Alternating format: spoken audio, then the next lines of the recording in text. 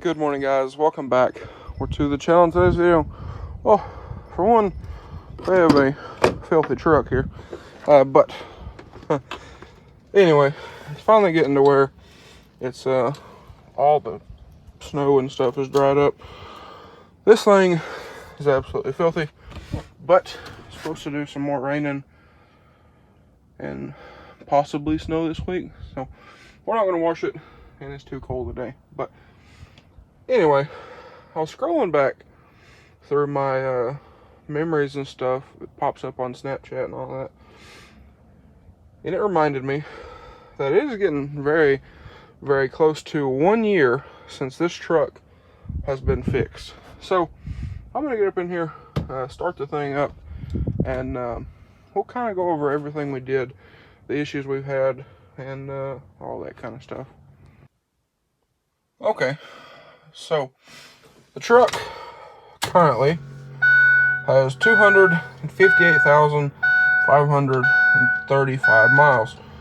Now, I'm not going to start it quite yet, but if y'all remember, around mid-November 2020, this thing, I was going down the road and it just shut off.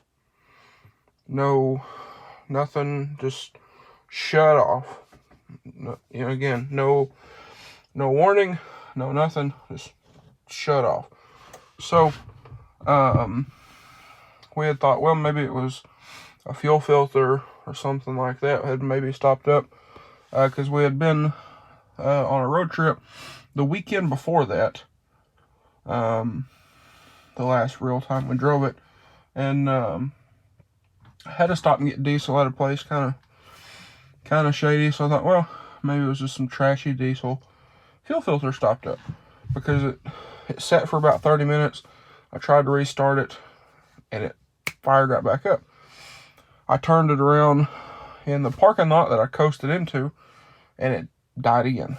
So went ahead, called the tow truck, brought it back. We was thinking maybe it was fuel filters. So we put some fuel filters in it because they needed changed anyway. And started up fine. Same thing. Running about 30 minutes, and it died. Well, obviously it's not fuel filters. So we got a scan tool, hooked it up, and it was showing the truck lost cam sync. So if you don't know, on these, or just about anything, you have a cam sensor and a crank sensor. They communicate to show where the engine's at in all of its cycles. That times injectors, all that stuff. On a gas burner, it fires all the ignition for the spark plugs and all that kind of stuff. So it had lost sync. So I thought, well, maybe the sensor went bad. We got a new sensor, put a new sensor in it. Same thing. We ended up replacing the pigtail, and the truck ran fine. Again, same deal. Started up fine, drove it.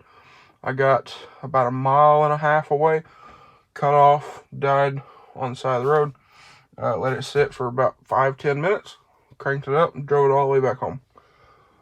So, after that, we did the engine harness, the whole engine wiring harness. Not fun. I do have videos on all of this, if y'all want to go back and check those out. But we did the harness. Absolutely horrendous time doing that, because there's a bunch of stuff under the hood of one of these, and well, I'll show y'all that here in a minute. But we replaced the harness, same thing. So we had some other issues. So we ended up changing the IPR, the oil pressure switch, because the oil pressure switch, one of the pins had bent when we put the harness in, so it wasn't showing oil pressure. Changed the IPR, which, 6.0, it probably was a good thing to change it anyway. But changed the IPR, engine harness, new cam sensor. We even tried a crank sensor at one point, just to rule that out completely. And before we changed the engine harness, we took a test multimeter and went to the pins on the computer, and it wasn't getting any signal. So that told us, you know, obviously it's a harness. So we put a harness on it, and then, like I said, we did the IPR and the oil pressure switch, and same thing. So after that, we went ahead, ordered a new PCM, which is up here on the firewall, and amongst doing all of that, we got the new computer in. We took it, had it programmed, because they have to flash them on the truck. Took it, had it programmed, and David, the guy here locally who we took it to, we've known David forever, but David told us, said the FICM, the fuel injector control module, and the PCM weren't communicating, so ended up having to put a FICM on it. Got all that stuff programmed, and when it broke down, the truck had 236,000 miles. So we've put, what, 22,000 on this thing in a year, and it has been great. So if we look up under here, I will show y'all. It is very dirty. I do have an oil leak that we need to figure out. I have an upgraded EGR cooler for this thing, so hopefully when we do that, we'll figure out the oil leak. And I also know my dipstick is broke, but if we look up under here, it's much easier to see since we have the cold air intake. Here is the engine harness. Runs all up in there, way over, down to the crank sensor, down through here to the bottom of the engine, way down there to the cam sensor and all kinds of other stuff up under here, and then runs over through here, and I believe it was this middle plug, one of these two plugs, and then it runs over as well to this battery cable. So if I remember correctly, but whole bunch of stuff to do that. Obviously pain in the butt. You got to take the AC compressor out because the crank sensor wire runs between the AC compressor and the bracket, which is, I don't think we can even see it from here, way down there. You got to do that a lot from underneath the truck. But anyway, we did all that, like I said. And the FICM, for those who don't know, the FICM is right back there. That's that module you see. So we got an Alliant Power FICM, a new PCM, OEM Ford harness, and everything else was all OEM, as far as all that goes. So that's again, it's not fun. And again, if you do see oil all over the turbo, all over the intake, I think it's on the back of the elbow there, you know, it's all up under here. So we have an oil leak of some sorts that we need to find, but like I said, I have that upgraded EGR cooler. Funny enough, that I had bought the weekend before this truck broke down. Matter of fact. But anyway, it's been perfect.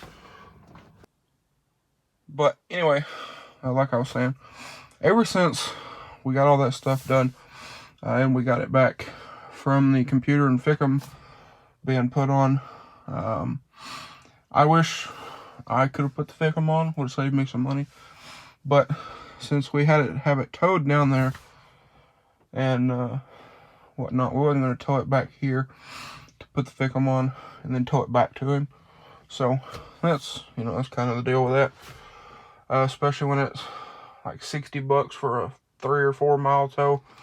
It kind of sucks, but anyway, like I said, it's been perfect ever since. It's about 23 currently. Truck's been sitting here overnight, unplugged. This thing doesn't have, there we go. So this thing doesn't have a block heater cord. That's something I have been meaning to do, but haven't. But as you can see, 20-some degrees. I don't know why this thing says 45. The thermometer we have right there shows mid-20s. So anyway, truck starts flawlessly. It runs great. And we did have an issue before with the throttle pedal where it would lag. So it was almost like something was losing connection. You could tap the throttle, and then it wouldn't do anything. Push it in, and about half throttle, everything would come in real hard and hit.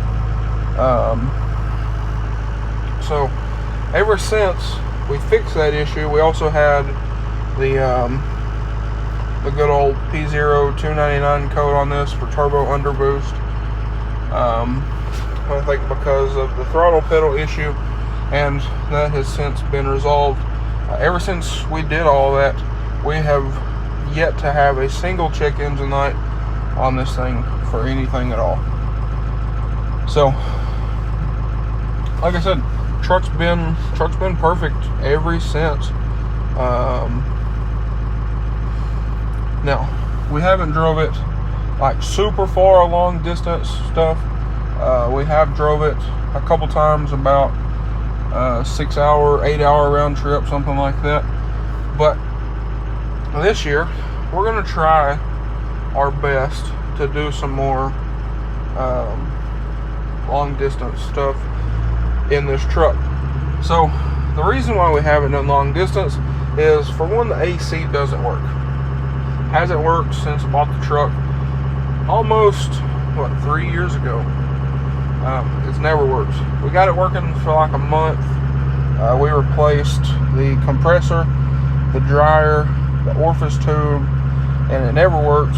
And we found a fuse under here that was just missing. So put a new fuse in it, everything worked for about a month, and then the compressor locked up, the new compressor. So I have a new compressor, dryer, condenser, orifice tube, and all that stuff in storage, just waiting for this. Some point in time, me and my grandpa were talking about it the other day. So my birthday is in less than 2 months. I think we're going to try to get this truck done for my birthday. Lift, wheels, tires. I want to paint the frame, the AC stuff. We got to powder coat the lift kit, and a few other things. So I think we're going to try to get that done before my birthday. That's kind of the plan. But we'll just have to see if all that works out right. But if we can get this thing, right now it has a bit of a death wobble because the front axle's off center and everything's kind of in a bind because of the leveling kit. So it wears the tires funny, and then when they get scooped, it death wobbles and all that. So we don't drive it real far between that and the AC. But this, like I said, we have that lift kit for this. Brand new tires. The platinum wheels are going back on it. We have all the new AC stuff. So we'll get all that stuff in here. And hopefully, if everything works correctly, then we'll start driving this thing longer distances. But guys, I reckon that's going to be a wrap for today's video. Like I said, 22,000 or so miles, and this thing's been perfect. Super happy with it. So anyways, guys, like I said, I guess that's going to be a wrap for today's video. If you guys enjoyed today's video or found it helpful, please drop a like and comment down below. Smash that subscribe button. Thanks for watching, guys, and I hope everybody has a great day.